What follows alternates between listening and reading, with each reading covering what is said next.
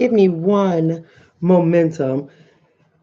I get this going on my YouTube and my Facebook. I have both of you guys going.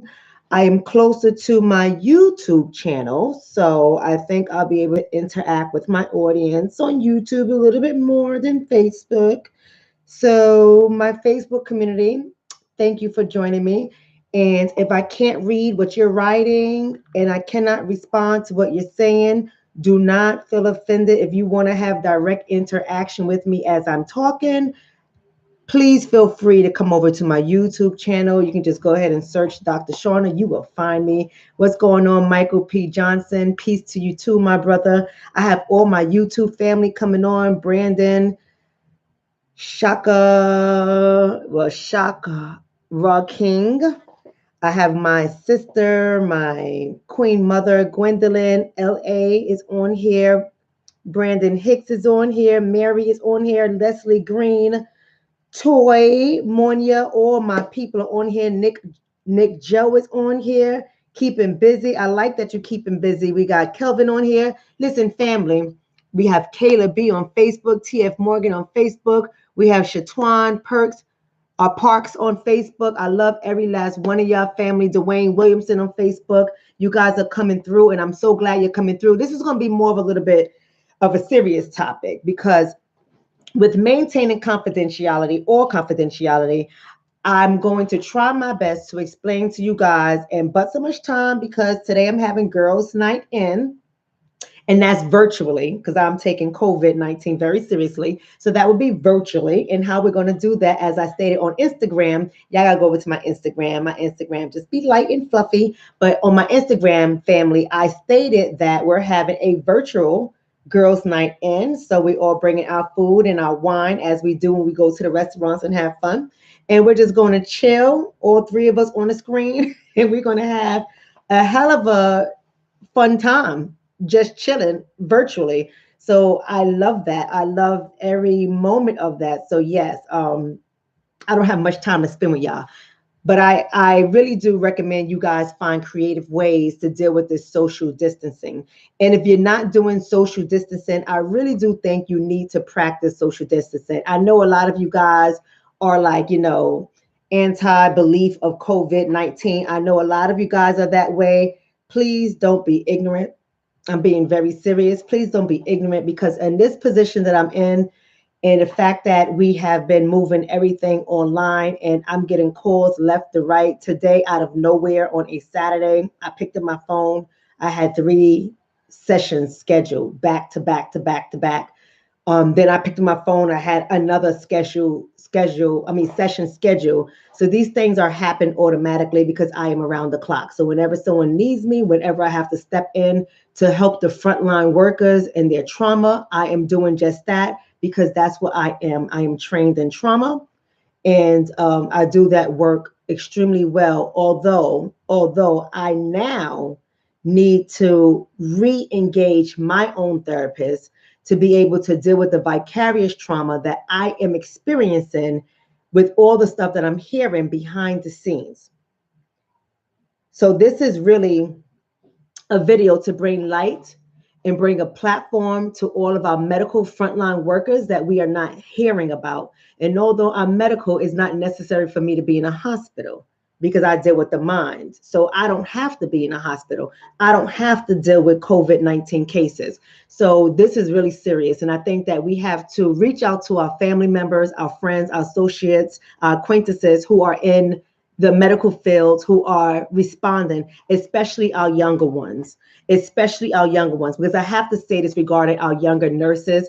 What has been happening is there's a major push to get nurses into the field as well as general practitioners, doctors for the general sense, not specializing. It is a push to get them into the hospitals. And these young ones are coming in and they don't have the necessary training or understanding because they're developing. There's no fault on their own. When you're entry level, you have to learn.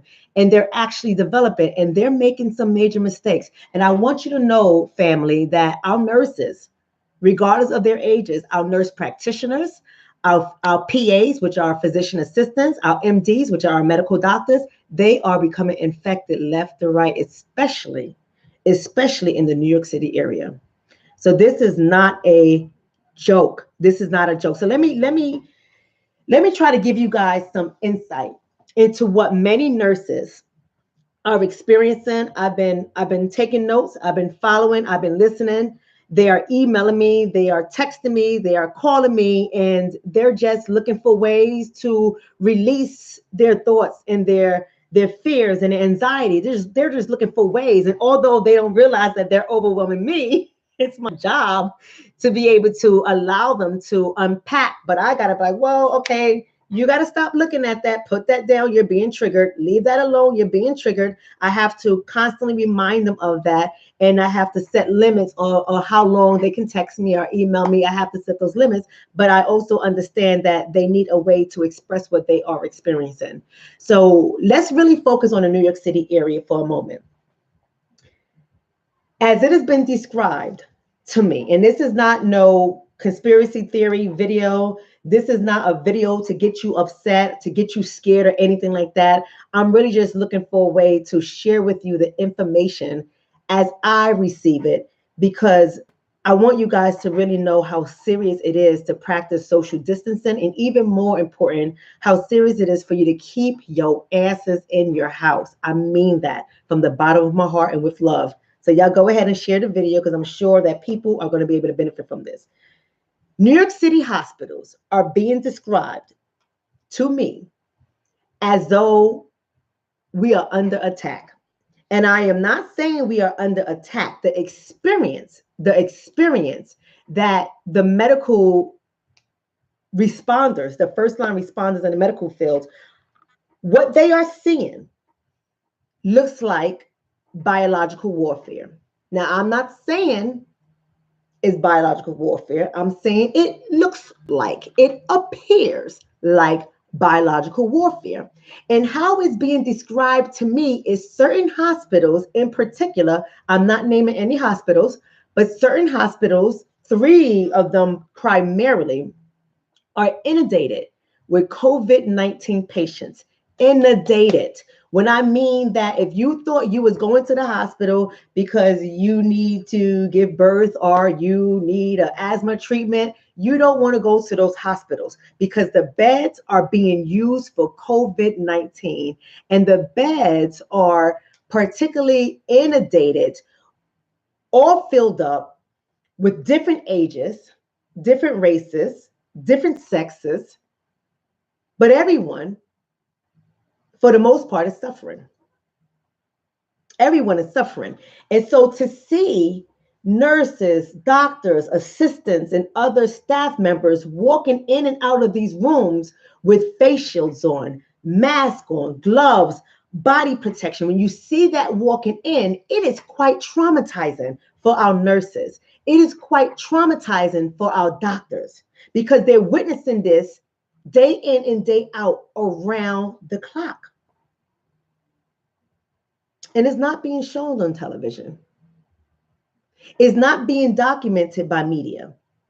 So even though we're all in our little lives and we're thinking it's not that serious, when you are a frontline worker, you are noticing the effects of it. You are noticing just how serious it is. And you are also noticing how much information you do not know about COVID-19.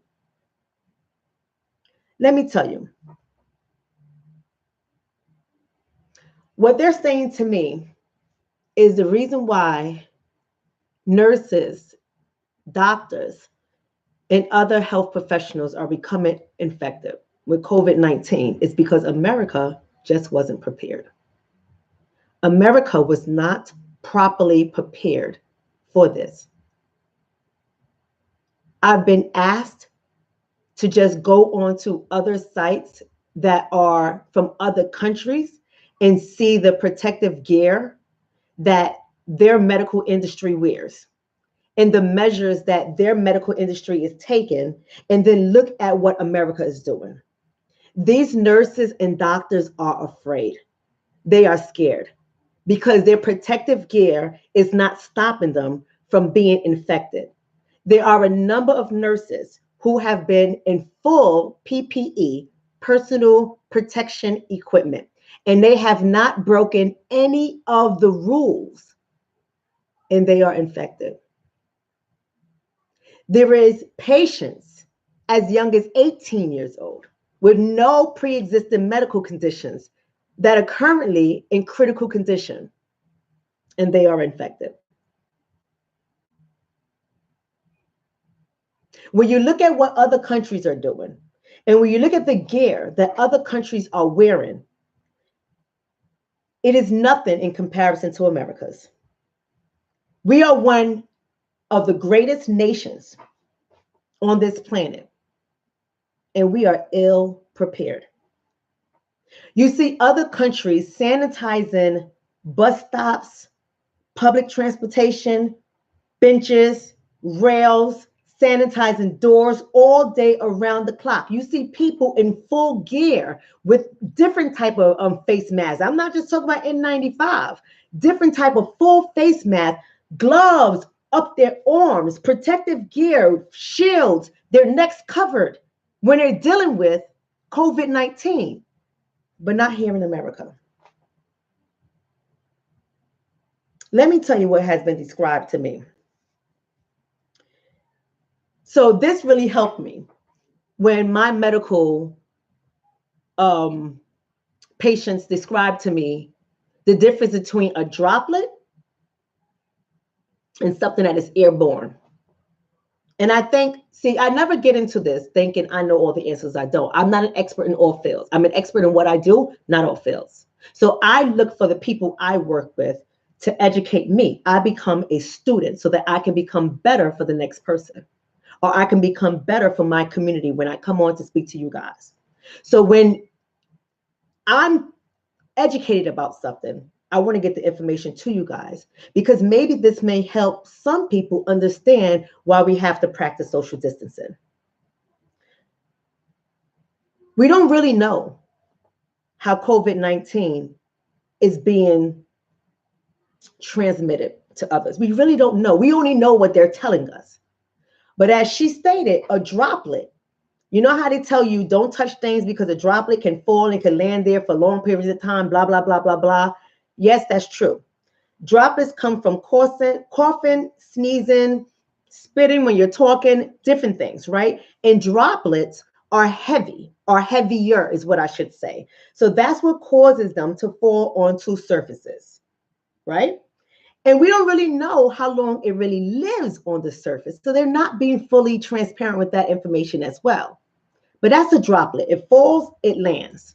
So they tell you to wipe things down constantly, to spray constantly. But what they're not really explaining to the public, and which I think you guys all should know, is the difference between the droplets and then airborne. So airborne is something that they refer to as super spreading events.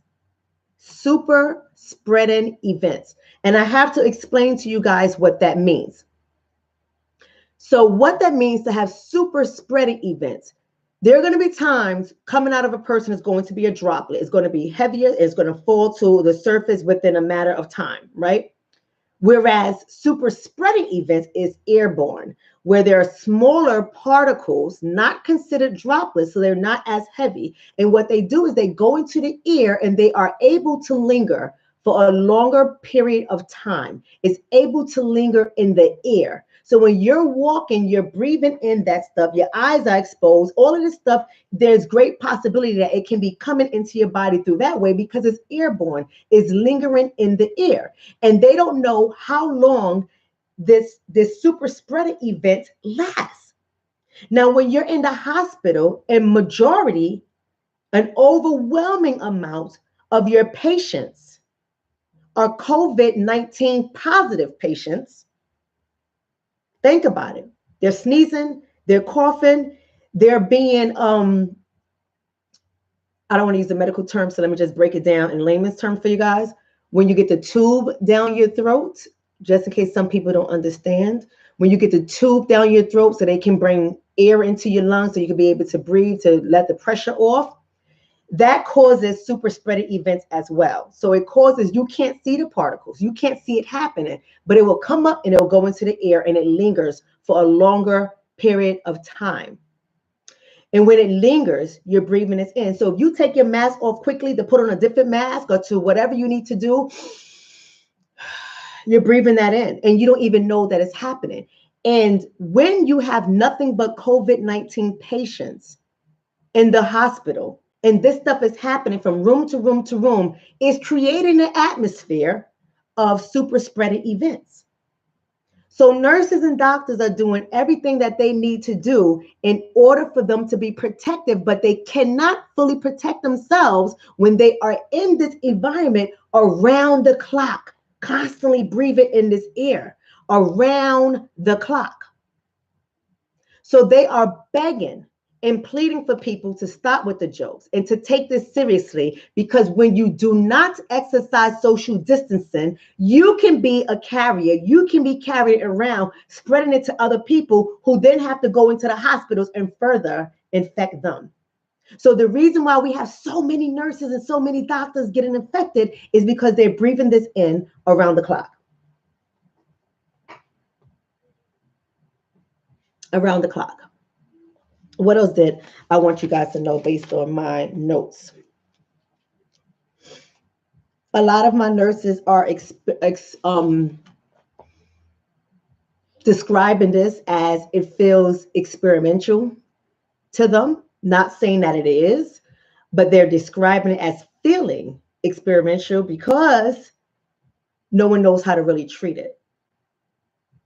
So patients are being administered different cocktails, not knowing whether or not it's going to work, but different cocktails, different drug mixtures to try to combat what they're feeling. And they're trying to see if it's going to work, what's going to work. And for a nurse to have to be a part of that, it is very traumatizing on their mental. It is very damaging because what they're seeing is them doing what they're paid to do, save lives, but at the same time, they're losing lives. They're being paid to save lives, but they don't have the proper resources or tools to be able to save lives. So they're losing lives at rapid rates. It's different when somebody comes in with a gunshot wound and you're trying to stop the blood, get the bullet out, make sure nothing is damaged or no major arteries are hit. That's different when you're in that kind of critical case and you're moving faster than a clock and the person codes. You did what you had to do. You knew what you was working with. You knew what you was combating, what you was fighting. You did your best. But when you see patient after patient, some as young as 18, older patients, healthy patients, sick patients, you're seeing all these people coming in. You don't know what they have. You don't know how to treat it. You don't know if you're going to get infected. You got to deal with it through your fear. And then when you turn around and you see your coworkers are now positive and they become a patient in a matter of days, that creates so much anxiety for our nurses and our doctors. Because I'm working side by side with you on shift, and then tomorrow you're a patient. Will I be a patient next week?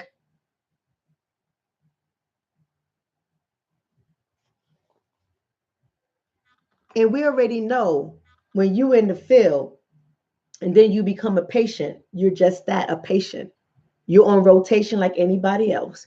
You're being made comfortable like everybody else. You don't get no special treatment. You don't get no special drugs that they hiding under the cabinet to save your life while everyone else died. No, you are a patient like everybody else. And this is messing with their psyche, man. This is messing them up. It is hurting them. It is traumatizing. It is changing their perspective about the world. It is changing their perspective about whether or not they can protect people. It is making them question their competency. It is making them question whether or not this is the career that they want. It is making them lose contact with their children. It is causing them to feel disconnected from their families, their friends, their spouses, even when they're living in the same house as them, because no one understands what they are going through.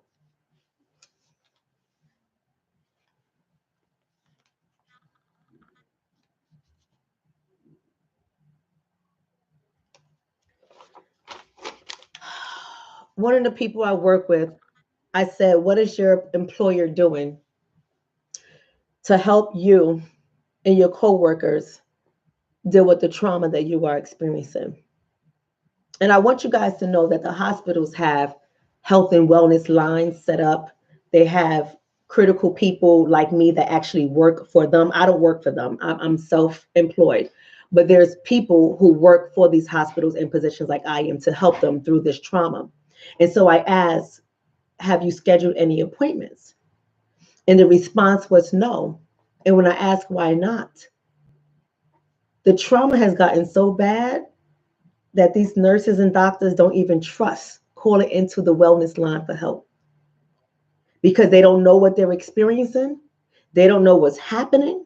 And they are fearful that they won't be able to be transparent and fully authentic with what they are feeling on that helpline because they're scared that the information might get back to superiors, the CDC, the government,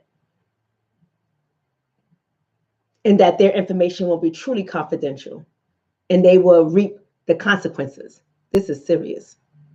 See, who am I to say, no, you got to trust their call? Who am I to say that? I'm not in their position. And although the hospital may mean well, their staff is not trusting it.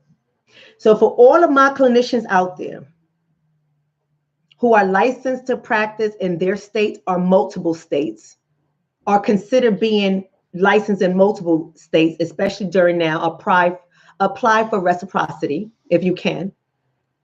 Our nurses and our doctors need you. Our nurses and our doctors need you. One person, two people, or 10 of us can't do it all. It is overwhelming. It is overwhelming how many people are out there.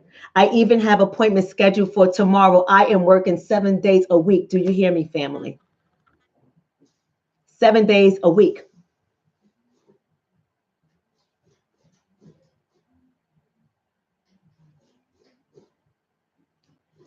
They need us clinicians and they need the public to practice social distancing. Even if you don't think it's serious, just for the sake of somebody else's life, keep your ass in the house, please. People are dying. We're just not seeing it. Another thing that has been said by a number of people is that the number of deaths is not being properly reported. She said it's great that the public fear is pretty much contained, but those numbers are not honest numbers. Those numbers are not honest numbers. She said when they're coming in, by the time they get to ICU, they're praying that they make it out. They're praying that they make it out because it affects everyone differently. There are some people that is low levels of fluid on their lungs. There's other people that they look like they're recovering today. They're doing well. There doesn't seem to be a lot of fluid on their lungs. And then tomorrow when they come in ready for discharge, they can't breathe. They can't breathe and they have to become ventilated. They can't breathe. And their lungs are filling up with fluid rapidly, and boom, they die. Just like that. Just like that.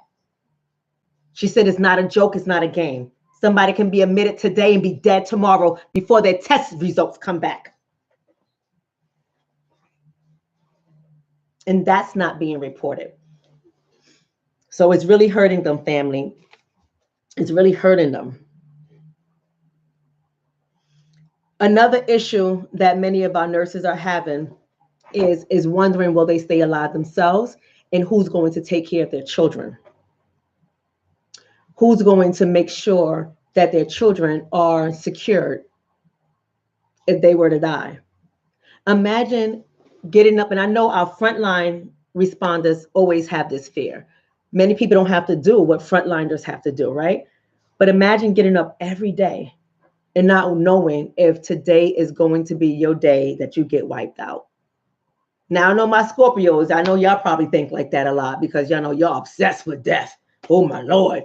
But for those of us who aren't obsessed with death, just imagine waking up, not knowing whether you're going to live based on what your job requires you to do.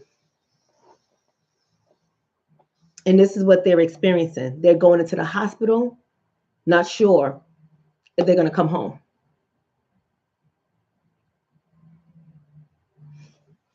It shouldn't take a time like this for us to plan for our families. It shouldn't take a time like this for us to get health insurance. It shouldn't take a time for us to get life insurance. Like, these are the things that we should have in place, but there's no judgment. There's no judgment. If you ain't got it now, get it tomorrow. Get it tomorrow. Even if you got to get a little something, something. You may not be able to afford a bigger life insurance policy, but get a little something, something. Get 25,000. That'll bury you, to take the burden off your family, but get something.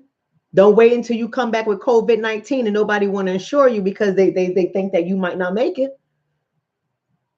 Get something, because these are the realities. These are the realities that we have to deal with every day. And it's unfortunate that so many of us are not prepared for life's challenges. We are not prepared for life's curveballs.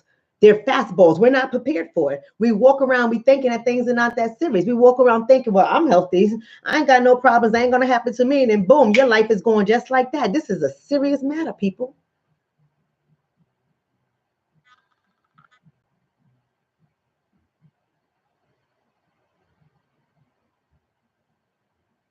It's a serious matter. Right? Somebody is saying Political Lil is saying on YouTube the entire military medical divisions are going to have to move. Why are the medical divisions going to have to move? Tell me what you mean. I'm not sure if I really get what you're saying, but tell me what you mean. But I want you guys to really look at that, right? Right? Yeah, somebody's saying, please stay home. My aunt is at Phoebe Hospital in Albany, Georgia, and they called the family to see her maybe for the last time. She has been on a ventilator for 6 days and they are giving up on her. This is not a game. This is not a game. So what else do I have to tell you guys before I have to get off this computer? Because I don't want to make you guys feel sad, and I don't want to be sad when I go to my virtual girls' night. And I got my bottle of red wine because it's time for me to relax and take it down a notch. Get on with my girlfriends on Zoom. We're gonna hang out. We're gonna talk about all types of issues, relationship issues, all type of issues. We're gonna have our little fun tonight. But I really want to come on here to let you guys know that things are happening. Things are happening, and it's happening rather fast. Okay, so for my nurses, if you're not sure if you are experiencing any trauma, let me give you some signs.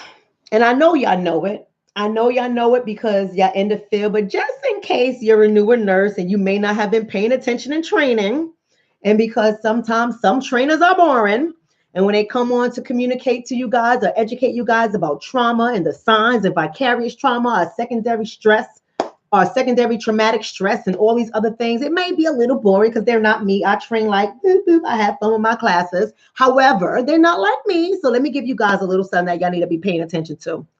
First of all, if your eating habits have changed, if you are choosing to pick up the ice cream as opposed to the apple, I want you to take a note of that to see why your eating habits are changing. If you're just finding yourself snacking on junk food and you're not eating full meals, you have a loss of appetite for meals, or the only type of meals you want to eat are unhealthy meals, I want you to take a note of that, because something could be going on with your psyche. You got to take a note of that. And that's not only for our nurses and our doctors. This is for us as well, because I started to notice that I was feeling the effects, the negative effects of this whole situation that was happening, including social distancing, because I started eating chips and dip.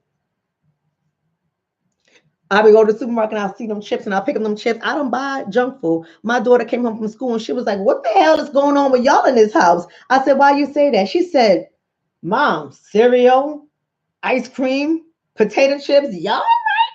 Because she knows the food like that don't exist in my house. And when my daughter said it, I had to scratch my head and I had to say, well, Dr. Shonna, what the hell is going on with you? Yeah, I was experiencing the effects of it. So my eating habits were changing. I was making bad choices. Somebody is saying, okay, the Gia person, you're going to have to block Gia because Gia is a Riri, and it's okay. We always got Riris that come on board. Y'all know when I see rereads, the whole Dr. Shonna thing goes out the window and y'all just get Shonna from the Bronx. Block her. Block Gigi or Gia Smith because she apparently needs some mental health medication. And not because of COVID-19, just because that's just her ass right there. So block her saying stupid stuff because this is not a game. So you can go ahead and drink your period blood on somebody else's feed. Please don't do it on this feed. See what I go through, guys? You see the stupidity that I go through with people? But another thing, if your sleeping patterns are off, you're not being able to sleep, you got to watch that. That was happening to me as well. I was coming home from, if I do a slight run, if I just go out to Walmart or, you know, some market or supermarket or whatever to get something to cook for the night, and I come straight back in the house and it's like 6 o'clock in the evening, I'm finding myself just falling asleep because I've been in this house all day, every day without getting out. I try to use my beautiful big elliptical over here, gym size elliptical that my husband bought that, you know, he did a great job on this elliptical. However, I try to use it, but I've lost the motivation.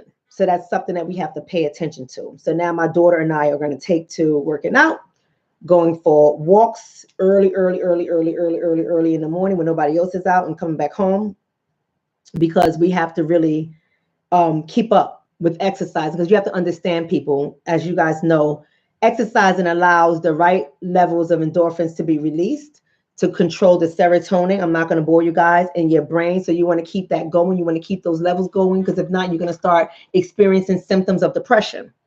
And once you get into a depressed mood, everything goes, right? So you want to make sure you keep those sleeping patterns going, go to bed at your regular time, wake up at your regular time. If you in your house and you're working from home like I am, still get up, get in the shower, still get dressed, still do your face, put on your jewelry, your makeup, whatever you have to do, still engage in that way. Because if you break those patterns, it can have negative effects on your psyche. And it ain't going to happen fast. And oftentimes you're not going to really even realize it's happening to you, but it can have those negative effects. Another thing you have to also realize is if you're starting to disconnect, if you are in the home and there's a lot of people in your home, but even though you may be speaking to them, you may be feeling them, you may be seeing them on a daily basis, you're just existing, but you're not present. You're not feeling like engaging with the people in your own household, or you feel so disconnected from them. That's another sign. So you got to be careful about that stuff. What else? If you're having dark thoughts, family, dark thoughts of dying over and over again. People are having thoughts of dying. They're waking up in fear. They are feeling like they can't breathe while they're sleeping and waking up grasping for their breath. People are experiencing the negative effects of this. So you have to understand that the things that you're watching on television, the things that you are reading on social media, picking up on blogs, or whatever the case is, YouTube, if it's not going to feed you, you might want to limit the amount of times you watch it. And I know we stress this a lot, but I don't know how many of us actually practice this. We know that the things that we listen to can damage our psyche, but yet we still choose to listen to the negative things over the positive things. We still choose to listen to stuff that's going to feed our fear, right? To feed our fear rather than stuff that's going to encourage us. And I'm not saying to be overly inundated with motivational talks and people doing great things and acting fun all the time, because that's not realistic either. That will cause you to disconnect as well. Because now you're looking to your media source, whether it's online or television, you're looking to those things for your satisfaction, which is keeping you from disconnecting with your family. So that's not healthy as well. Everything needs to be in moderation, and everything needs to be in balance. If you don't know anything about my aunt principles, I suggest you start reading them. Everything needs to have a balance in what we are doing. And last but not least, if you haven't considered doing it, and I know this is going to sound corny as hell for a lot of people, but you know what? It works. If you haven't considered doing it, get your behind into therapy to deal with what you are experiencing. You don't have to go through this by yourself. You don't have to prove to yourself that you Superwoman. You ain't got to prove to nobody else that you Superman. You ain't got to be none of that stuff. It's nothing to talk to anybody. All right. Listen. Y'all just heard me to say I'm starting to experience the secondary stress, the secondary traumatic stress from having to hear all these cases. Even the financial industry, I got a lot of people in the financial industry hitting me up. They are experiencing depressed moods too. Listen, some of them get on my last one. Lord Jesus, because, oh, Father, I just like, we're gonna have this conversation about money again. But I get it. I absolutely get it. This is doing a lot to people. If it ain't killing you, it's killing your bank account. I'll tell you that. So anyway, family, that's all I have because it's almost 9:00 p.m. And I promised you guys that I wasn't going to be on here long because I am going to get my bottle and my glass. I'm going to go on to Zoom with my girlfriends. We are going to chit chat it up. And we're all therapists, so hopefully we don't be having no more therapeutic conversations online. We want to talk about other things that are fun. Let's talk about some relationship struggles. We love those kind of things. We don't want to talk about all the sadness that we are experiencing. We don't want to talk about everybody who we had to treat today and what case was worse than the other case. We don't want to talk about any of that. We don't want to talk about our fears and how we came home and hugged our children or kissed. We don't want to talk about any of that. We're going to have fun tonight. I suggest you guys go have fun as well. Get in your little groups. Get a Zoom account. It's free. Set up some Zoom meetings with your friends. Y'all bring your food to the camera, bring your water, your juice, your libations, bring whatever you have to bring, and just have a full-fledged conversation via Zoom conferencing, 4, 5, 6 people, and have fun. All right. What is this person saying? Wild C44 saying, I wonder what that hospital stay is going to cost. Baby. Woo, I love you too, Miss Sandra Lee. B1. I love all of you guys. Okay, listen. Somebody said better on the other side. You talking about dying, Ruth? What you mean, Ruth Grant? Or Ruth Grant? You talking about better on the other side? You trying to die, Ruth? What's going on? See, y'all gotta look out for your friends and family. I mean, I take those things seriously. I don't know what that means, Ruth, but you got to let me know. You might have to send me a private message, Ruth. What is going on? Talking about, baby. All right, y'all. I'm out. Peace and blessings. Share the video. Share the video. Oh, she said, don't take vaccines. Don't take vaccines. Don't take vaccines. Well, you can do whatever you want to do, right? This is not a vaccine video. This is about people dying. But I get your point. I get your point. I never take a flu shot. But I get your point. But anyway, I'm out. I'm out, family. Share the video. If you're on YouTube, go to my Facebook page, like and follow me there. Go to my Instagram page, like and follow me there. Every page I do something a little bit different. If you are on Facebook, go to my YouTube page and my Instagram page. Let's make sure we stay connected, depending on what you're looking for. So on Instagram, I'm a lot lighter. I'm not as heavy and deep. I have fun. I share different things. I bring my family in from time to time. The ones that don't mind being on camera, some of my family members are like, whatever, that's you. Leave that to you all by yourself. Don't include me in your nonsense. So I respect it with my children. But I talk about parenting issues on Instagram. I talk about relationship issues on Instagram. And I also respond to Ask Dr. Shonna on Instagram. So if you want to send me any relationship questions or any questions in general that you want me to respond via video, just send me an email to askdrshonna@gmail.com. Ask Dr. Shonna. Shonna is spelled SHONNA at gmail.com. I'll get to it and I'll respond on Instagram only. So that's where I respond. I suggest you guys go ahead and email me and follow me on all the platforms. But most importantly, like, share, send this video to all the people you know. And on YouTube, please subscribe. It doesn't cost you anything to hit that subscribe button on YouTube. I love you guys. Thank you, D Champion, for that donation. Peace and blessings to you, my sister. I appreciate that. Take care of our nurses. Take care of our doctors. And please keep your asses in the house. Stop infecting people. Peace and blessings, y'all. I'm out.